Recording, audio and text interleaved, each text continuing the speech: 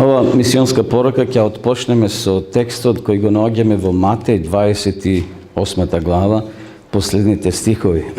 Верувам дека ги знаеме, но уште еднаш ќе ги прочитаме. Така одејќи направите ги сите народи мои ученици, крштевајќи ги во името на Таткото и Синот и Светиот Дух, учејќи ги да пазат се што сум ви заповедал. И еве, јас сум со вас во сите дни до свршетокот на векот или на светот. Како може да бидеме, браќи и сестри, успешни евангелизатори? Како може ова вест на вистината да ја пренесуваме на луѓето кои се околу нас? Преку ова мала презентација ние ќе се запознаеме како да бидеме успешни во овој сегмент на нашето евангелизирање. Како да ја споделиме нашата вера со другите. Јас знам и верувам дека ние тоа го правиме постојано и со нашето присуство таму кај што живееме и работиме. Меѓутоа, еве, преку овие неколку слайдови ќе се потсетиме како, на кој начин ние треба да воспоставуваме пријателство со нашите пријатели, комши, соседи. Нема вистинско евангелизирање без вистински пријатели. Во најголем број, оние пријатели со кои се дружиме стануваат и верници во некои проценти. И ние самите тоа може да го посведочиме. И ние сме дошли овде благодарение на некој кој се дружил со нас, кој не упатил, кој ни кажал во она што ние веруваме. Зошто е важно да стекнеме пријатели? Имаме ли ние своји пријатели? Еве некои податоци. 80% од машките изјавиле дека немаат блиски пријатели. А жените, 47% од жените изјавиле дека немаат блиска пријателка. Гледате луѓето колку живеат осамено, повлечено. Не е тоа пријателство да одиш на пазар и го сретнеш ја. Здраво, како си? Тоа е одвидување. Меѓутоа, овде се станува збор за луѓе, за кои се блиски, со кои може да ја поделиш својата вера или своето верување, или своите проблеми, своите насоки и размислување. Значи, денеска човештвото пати, браќи и сестри, од потреба за пријателство. Осаменоста, велат психолозите, е најголема епидемија на денешното општество. Иако мобилизирани сме, имаме контакти на секој начин може да контактираме, но сепак луѓето се повлечени. Порано пред 30-40 години, кога немаше мобилни, кога телефоните беа многу ретки, некои вела дека некои постари личности чекале да заврши програмата на телевизија, зашто тогаш имаше една или две програми, по селата може се фаќаше само една програма, и чека она спикерката таму некаде кај 23-24 часот да каже добра ноќ, драги гледачи. И тогаш се гаси програмата. И наутро во 6 или во 5 се пушта повторно. Луѓето се осамени и денеска. Многу луѓе посегнале по својот живот затоа што денес во овој постмодернистички свет, во овој 21 век се осамени. Осаменоста е најголема епидемија на денешното општество.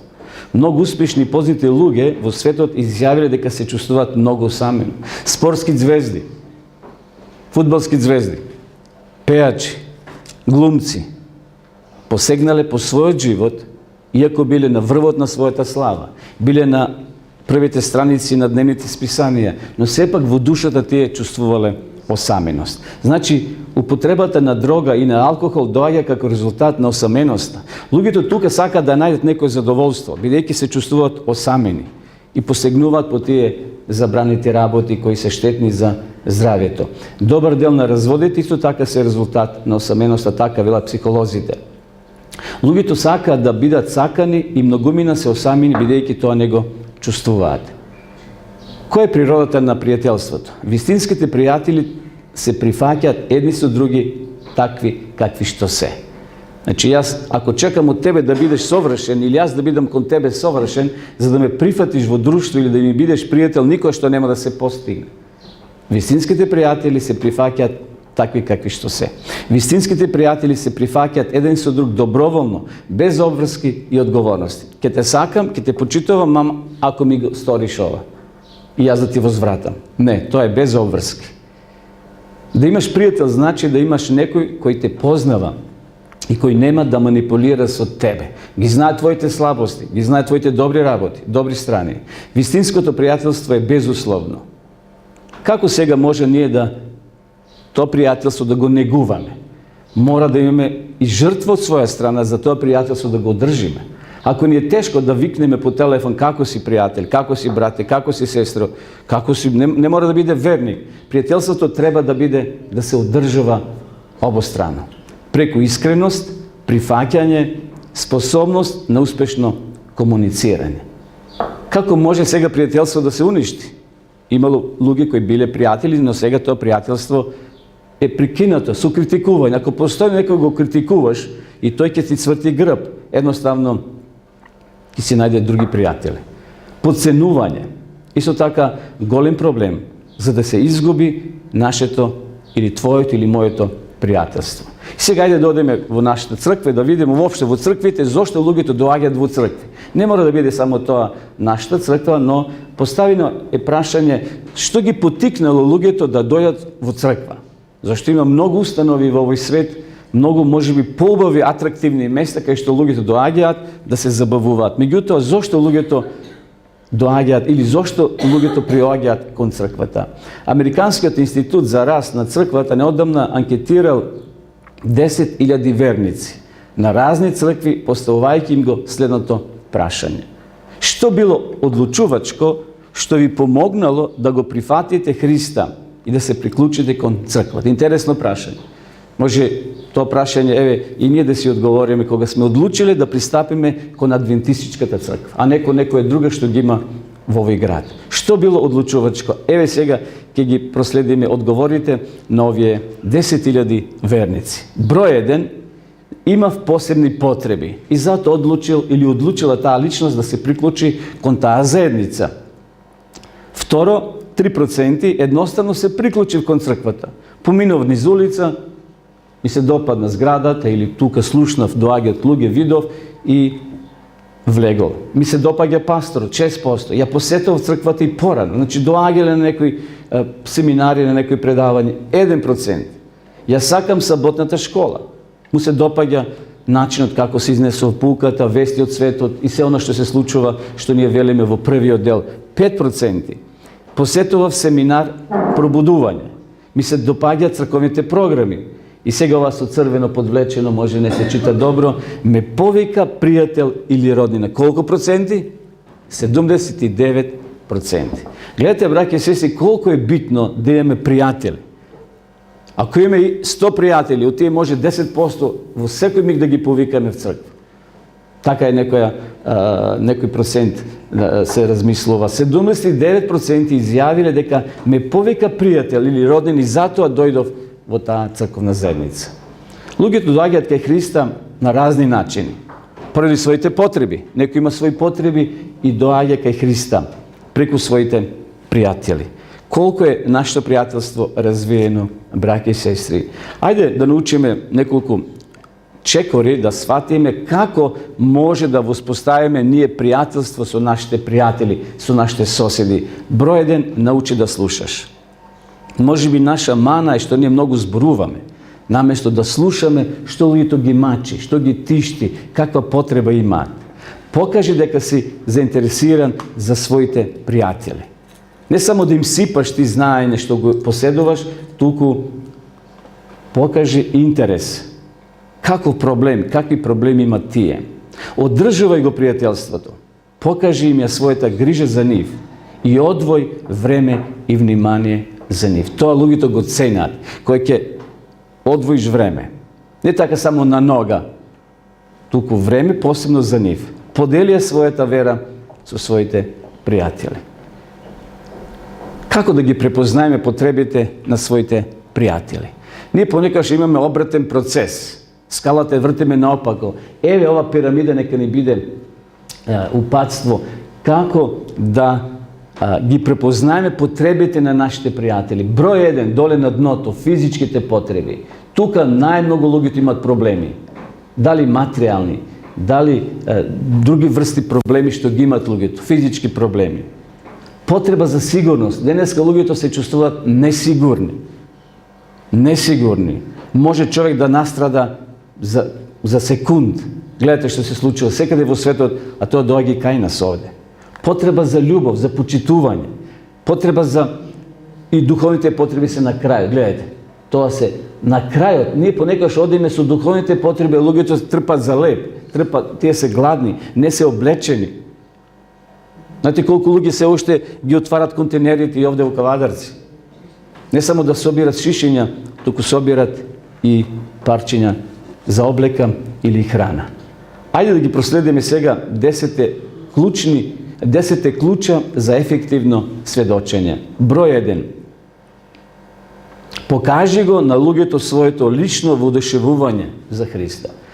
Ако нешто си воодушевен, си купил нешто убаво и сакаш да го споделиш со твојата пријателка, со твојот пријател, добар фустан си купила, или си купил добри панталони, или нешто, добри патики, и ти си радостен и со воодушевување го објаснуваш таму во тој дуќан, на таа улица, оди купи си, едноставно го делиш тоа воодушевување. Ако ние зборуваме така намуртено, така кисело за Бога, за вечниот живот, како да има еден тон терет на грбот, тој ќе ти каже, па пријатели, ти нешто ми зборуваш за нешто убаво, а ти не си сигурен во тоа. Да го покажеме на луѓето Христа. Опасност од презафатеност.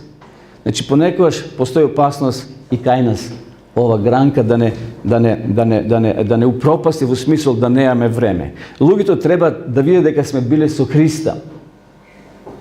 Кога учениците биле со Христа, какви биле промените? Оние горе што биле со Исуса на гората на преобразување. Кога бил Мојсей со Бога 40 дена, како дошол? Како бил? Променет, светлина, светлила од неговото лице. Бог ветил победа над оние кои живеат за Него. Има пречки. Меѓутоа, Бог ќе даде победа, браќи и сестри, само ако зачекориме. Мојсей морал да зачекори. Исус Навин морал да зачекори, односно свештениците во реката Јордан.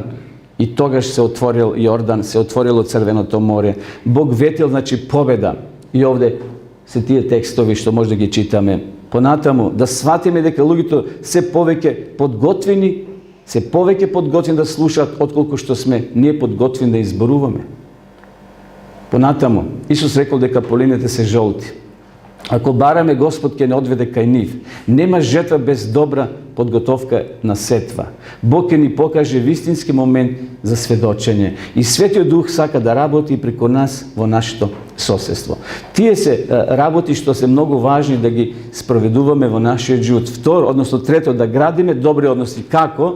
Еве, да ја научиме уметноста на градење на добри односи. Ако треба да претрпиме некогаш, не да му возвратиме ако не повредил комшијата или магарето или стоката влегла во нашата нива или воопшто нешто се случило, а не да му возвратиме 5 пати повеќе. Да покажеме понизност. Тоа луѓето ќе го приметат. Секако не треба да бидеме оттирач сега, ако сме ние христијани, па да не газат луѓето, но сепак има граници. Да ја научиме уметноста на градење на добри односи. Има луѓе кои барат пријателство, жедни се, желни се, осамени се во општество. Ние сме тука да ги насочиме кон Христа, кон Бога. Да бараме мудрост од Бога како да запознаеме нови пријатели. Да развиваме љубезност во нашето однесување. Луѓето тоа ќе го препознат, браќи и сестри. Луѓето се доста изневерени во овој свет. Ги изневерила владата, државата, раководството во државата. И знаете, луѓето сакат промени, но ние сме тука, Бог не посил да им покажеме дека сепак вреди да се живее нова земја и да се подготвиме за еден подобар живот кој ќе дојде Христос. Разговарајте со луѓето за она што нив ги интересира. Кога ќе дојдеме во некој дом, како да отпочнеме разговор? Има стотици прашања како може да воспоставиме контакт. Секако тука е работата, нивната кариера, хоби, спорт, семејни активности, годишни одмори, за децата може да зборуваме, автомобили, за животот. Значи има стотици подрачја кај што ние може да воспоставиме контакт. Не мора веднаш за Бога да сведочиме. Не мора веднаш да кажеме, јадете ли свинско месо? Ако така отпочнеме, ние се ја затвараме вратата. Значи мора да најдеме модус, да најдеме отворена врата кај што полека ќе влеземе и ќе излегуваме. Значи, кога сме во некој дом, да си вратата подотвориме и утре повторно да дојдеме, да им зборуваме на луѓето. А за Бога ќе дојде време. Не мора веднаш тоа да го кажеме. Меѓутоа има разни начини, значи скалела кај што ние полека може да во тој дом доживееме радост и тие со нас, да им биде пријатно утре повторно да не поканат, дојдете кај нас да не посетите. Да го користиме домот. Домот е најдоброто место за евангелизирање. Ако сакаме да развиваме пријателство, повикајте ги луѓето во својот дом. Децата најлесно може да ги срушат бариерите. Знаете, кога ќе му дојдеш во домот или кога ќе дојдат во домот, луѓето се однесуваат сосема подруго, нели кога се на улица. Може таму се срамаат, се плашат да не ги виде некој, или овде во црква се плашат. Јас знам во Прилеп, кога имавме овие здравствени клубови, се префрливме во нашиот објект, зашто 3 години, 4 бевме надвор во разни објекти. И решивме, најпосле да почнеме со предавање со здравствени работилници и во нашиот објект. И тоа долу, во долната просторија. И првата вечер, кога ги повикавме, 100 SMS пораки испратив. И дојдоа 20-30 луѓе. И неколку господи ги гледам тука стоат пред куќата, пред нашата зграда. Ги препознав и тие ме препознаа, зашто се дружиме 3-4 години. И не сакат да влезат натре. Велам, Господи, повелете, дојдоа вашите колешки, вашите пријателки. Да, вели Томе, не смеам да влезам таму. Зошто не смеете?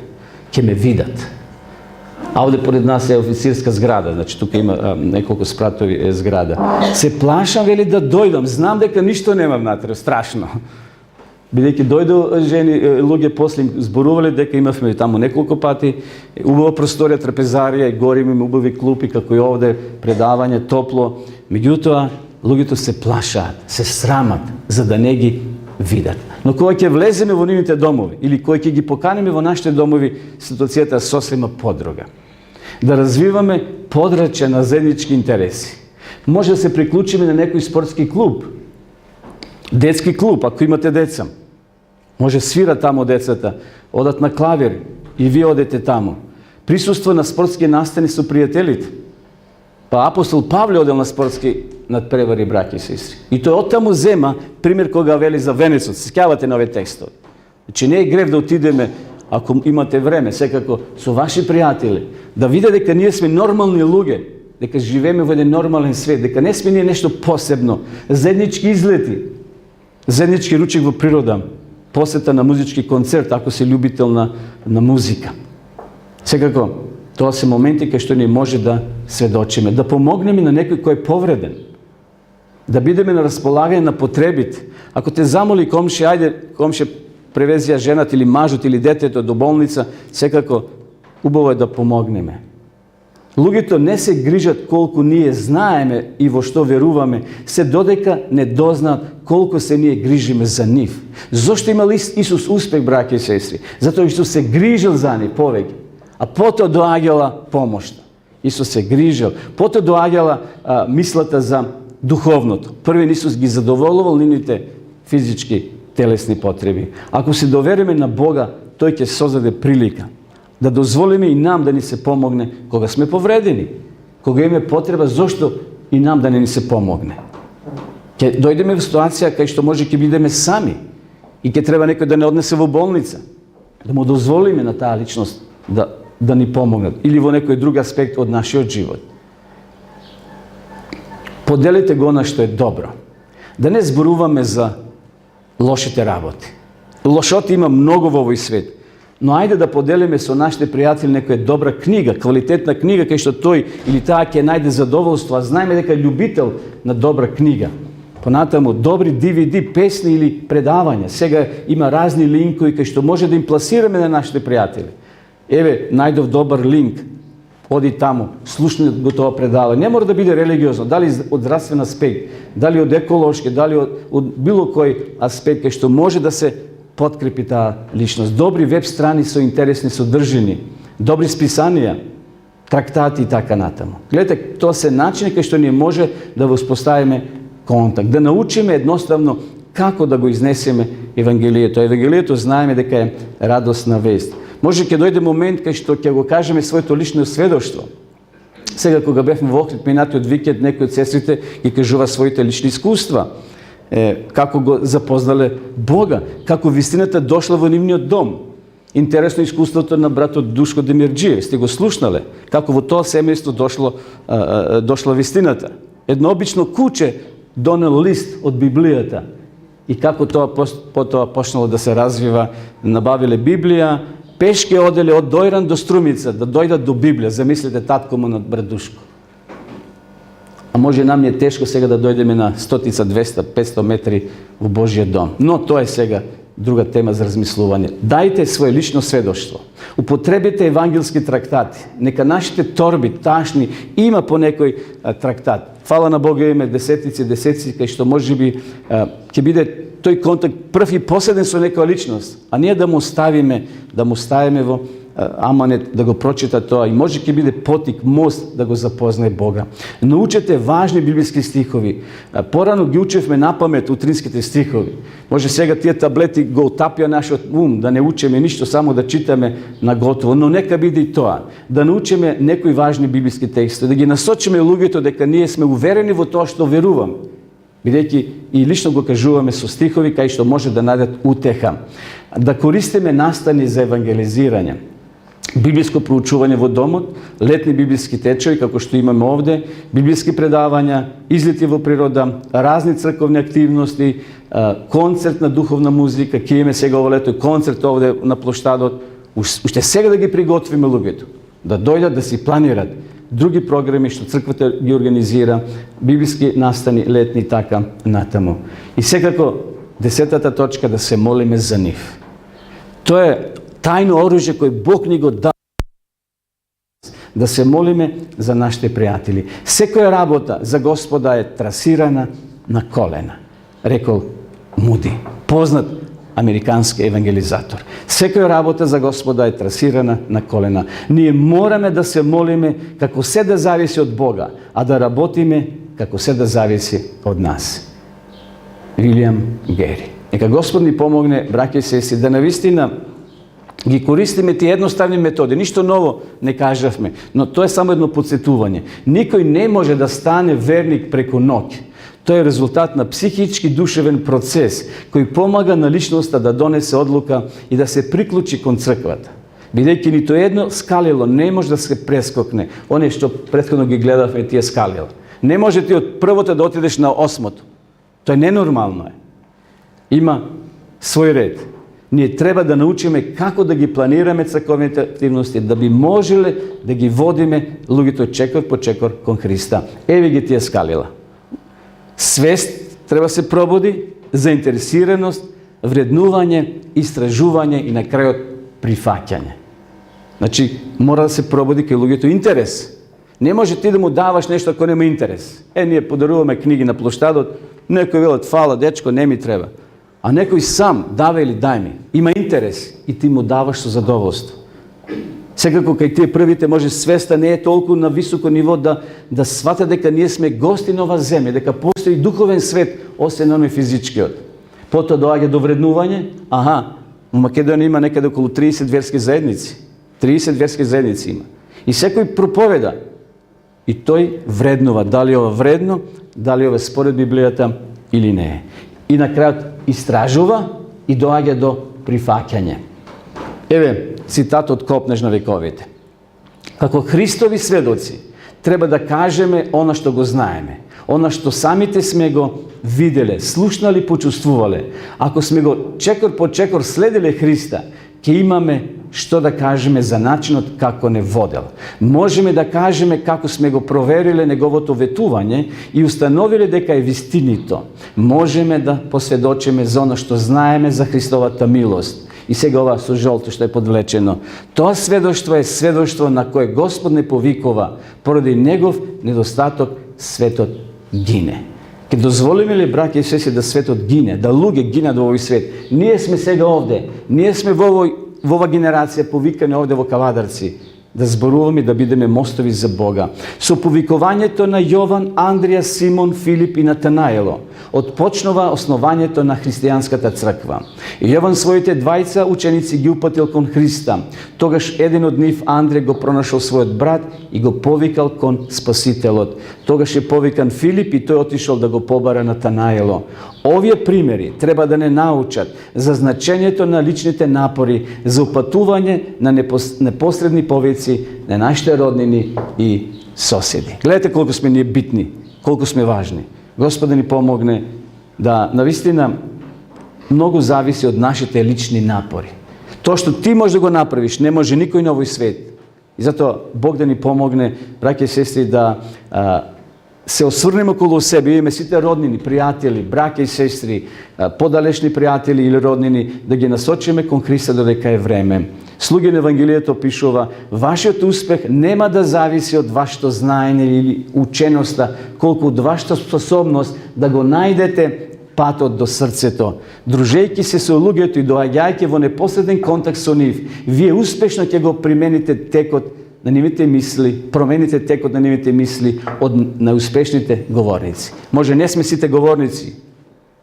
И секако не треба да бидеме само говорници, треба да бидеме и слушатели, треба да бидеме они кои ќе проповедат. Но ако тоа го правиме, ќе бидеме поуспешни од најголемите говорници. Знаете кој бил најголем говорник во Библијата?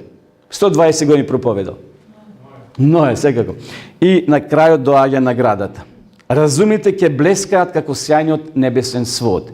И кои ги учија мнозина над праведност, како звезди ќе света додека всета вечност. Гледате, секој човек кој спасил една душа или преку кој дошол до сознање за Бога, на својата круна што ќе има? Ќе има звезда. Замислите, твојата звезда, твојата круна има 20, 50, 100 звезди. И самиот може си несвесен колку си придонел за луѓето да го запознаат Бога. Бог ќе те награди со звезда на твојата круна. Ова го пишува, тоа го пишува и во духот на пророштвото. Разумите ќе блескаат како сјајниот небесен свод, и кои ги учија мнозина на праведност, како звезди ќе светат довека всета вечност. Господ да ни помогне, браќи и сестри, да овие совети ги примениме во нашиот секојдневен живот. Амин.